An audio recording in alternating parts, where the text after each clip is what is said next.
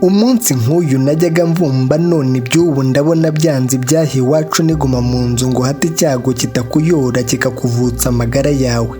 Amaguru yanjye yabaga yoze, ako gashati nkanagatera n'akagofero nkanagatira, izina ryanjye nkarigurana ngo mbone mvumba ako gapirawe.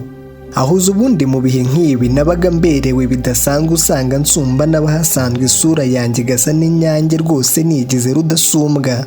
Ngo buke nk'ejo nkatuma ijisho aho bidakunze nkatuma izuru ngo menye hizihiwe gusurwa, buke mpatera amata ko yomba ako kazimano nkaryeho nanjye. None data ibihe biranze ruhamya ngushi tugeza ahaga kumwe nk'ifundi igira ibivuzo, niko itugenza amanywa n'umunsi nk'ejo n'ubu ndabona byanga. Cyo se bavandimwe nshuti zanjye kuko bisanzwe tujya duhuza, uko tuhaza ntimuduheze ntimuduhunge ngo muduhane mukaduhaza kimwe n'abanyu. N'ubu wenda nyobye gatoya nkataratamba ngana iwanyu nkaza nsanga bigana meza, nako agasambi ntanabivanga nkavaho nikoza agata ahantu. Naza wenda nkaryaho nanjye nubwo naba ntanahatinda, nkumva wenda uko biteguye byaba ngombwa nkarema impamba nzi ko iby'iwanyu mutabiheza.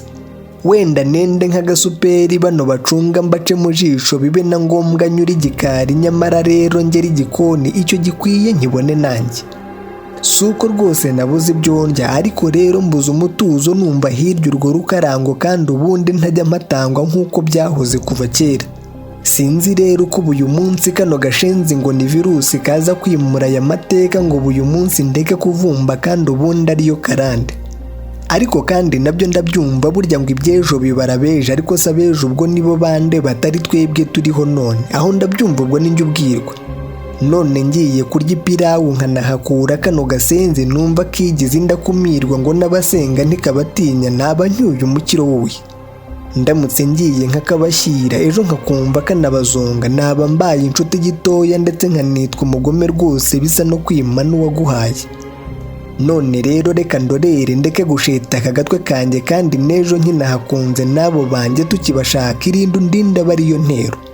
Namwe kandi mfura mubeza kutabavumba ntimutuvebe, sitwe byo rwose murabireba, kutabasura mu bihe nk'ibi sitwe n'ubundi tutabikunze.